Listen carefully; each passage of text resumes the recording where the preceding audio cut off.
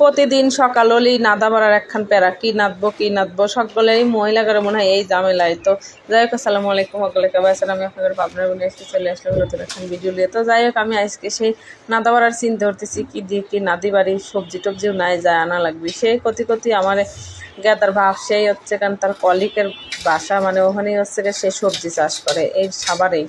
তো এত সবজি আমি দেখে তো অবাক। তারপরে সে রোজার ভিতর কিছু বেগুন আছিল যে হিটাও লিয়াইছিল।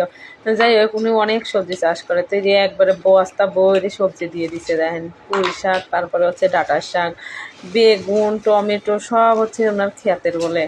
আমি তো দেখি অবাক করুন, বা ফাইন। তো কাঁচা কাঁচা টমেটো একবারে পুরো পাকে নাই, কিছু কিছু পাকছে। তো ভালোই লাগলো আসলে, কি অনেকদিন পর গ্রামের থেকে মনে হচ্ছে গ্রামের টাটকা সবজি। উনি আসলে সব কিছু সবজি চাষ করে। আসলে শহরে থেকেও যদি ইচ্ছা থাকলে সব কিছুই করা যায়, ইচ্ছা শক্তি হলো বড়, এটা হচ্ছে বড় ব্যাপার। তো তারপরে হচ্ছে এই যে সব কিছু ফাইন হচ্ছে করছি। তারপরে কাঁচামরিচ আসলে ওনার আব্বা খুঁজছি যে কাঁচামরিচ নিয়ে আইসো, পরে এই যে কাঁচামরিচ নিয়ে আইসে। তারপরে এর ভিতরে আর একটা জিনিস আছে, হচ্ছে এই যে কুমড়ো, মানে চাল কুমড়ো। বাহ, আমার দেখে খুব ভালো লাগতেছে। ওই যে ভুটাটা রয়েছে, করলা, সব কিছু বলে সবজি চাষ করে। ওর আব্বু করছে এই দেখো কি সুন্দর সুন্দর সবজি নিয়ে আইসে। আমি দেখে পেলাম ও মা গো, শান্তি লাগতেছে। কতদিন মনে হচ্ছে এরকম ফ্রেশ ফ্রেশ সবজি খাওয়া হয় না।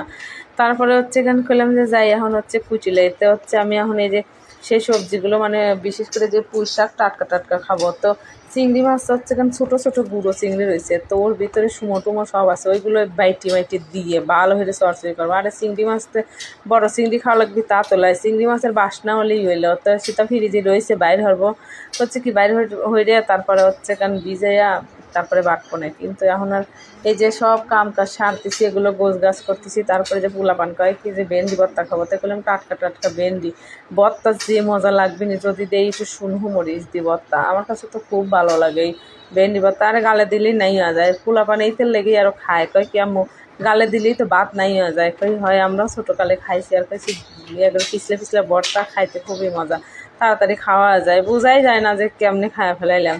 তো যাই হোক, এই যে সেগুলো আমি কুচি কাটি একবারে গোছ গাছ করে নিচ্ছে। তারপরে মাছ আনছিলাম, এই যে টাটকা টাটকা হচ্ছে কেন বাটা মাছ, মেলা দিন থেকে বাটা মাছ দেখি, তো মাছগুলো সেই টাটকাল। তো হাতের করে পাইলাম থাপার মাথায়, তো লিয়ে আসলাম। তো এই যে দেখেন কি সুন্দর যে টাটকা শক্ত মাছগুলো, হ্যাঁ ভালো লাগলো। পরে করলাম কি যে যাই বেশি লেবলায় 1/2 কেজি লিয়ে আইসি।